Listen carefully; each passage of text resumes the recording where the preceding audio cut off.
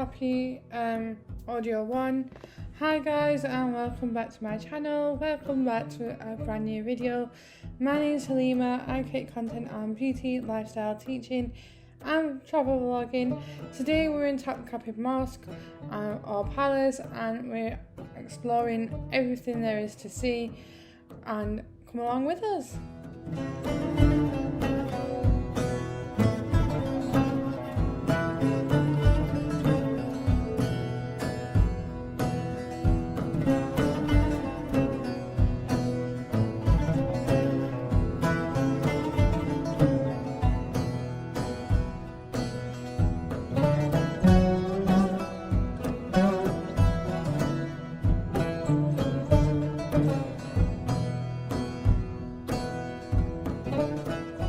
So Topkapi Palace and the Harem are likely to have a more colourful story than most of the world's museums put together, with a wide range of Ottoman sultans that lived here and a wide range of people that worked here between 15th and the 19th century, when it was the core of the Ottoman Empire. Opulent palaces and pavilions to visit, filled with jewels, treasury and sprawling harem, gives a fascinating glimpse into their life. Mehmed the Conqueror built the first stage of the palace shortly after the conquest in 1453 and lived here until his death. Mehmed the Conqueror built the first stage of the palace shortly after the conquest in 1453 and lived here until his death in 1481. Subsequent sultans lived in this rarefied environment until the 19th century. We're now past the middle gate, which we're in the second part of the palace. It's used a lot for the business of the running of the empire. In the Ottoman times, only the Sultan and Valide Sultan, mother of the Sultan, were allowed through the middle gate on horseback. Everyone else, including the Grand Vizier, had to dismount. The entrance to the harem is beneath the Tower of Justice on the western side of the second court. We highly recommend that you visit this place. You'll need to buy a dedicated ticket.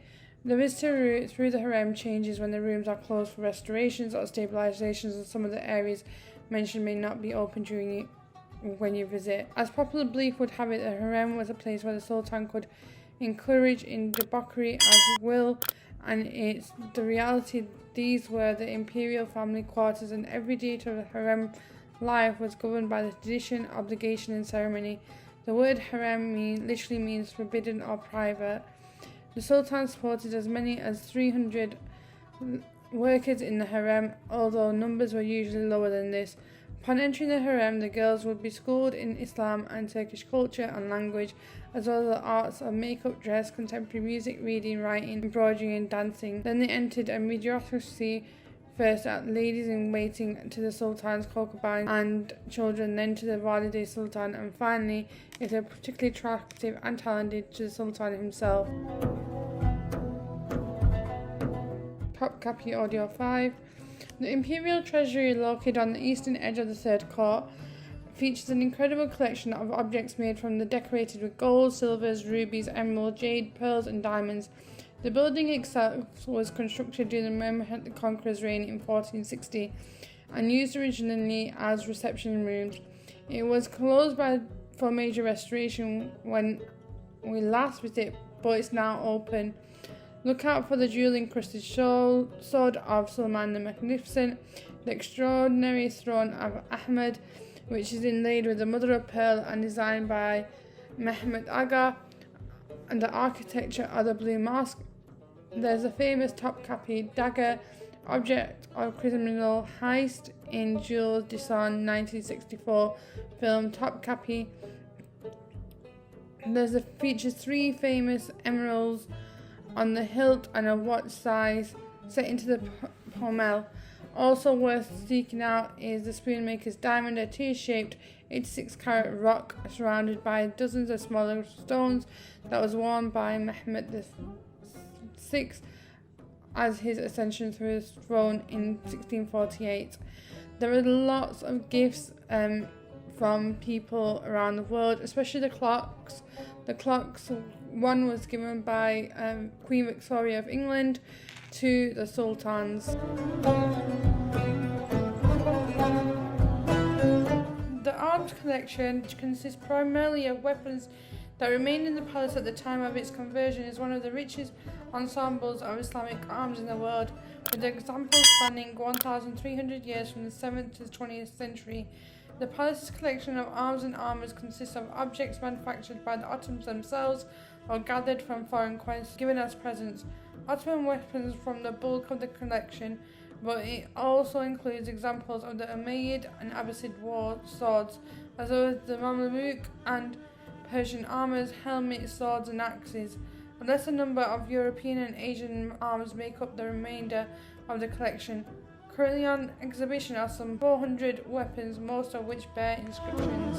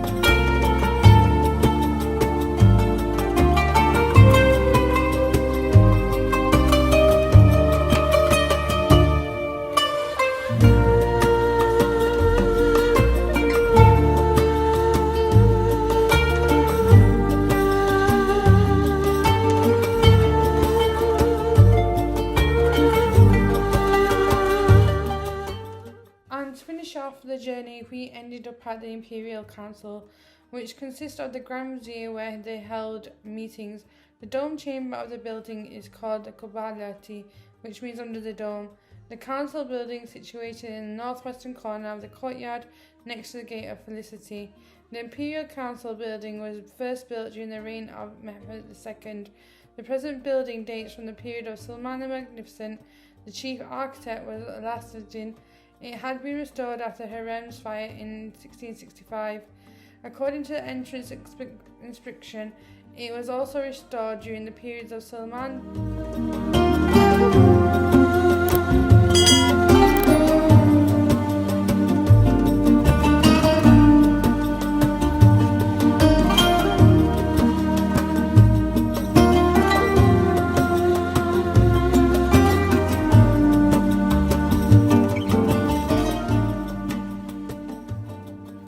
Right guys, that brings me now to the end of this video. I hope you've enjoyed your tour of the Topkapi Palace as we did as well.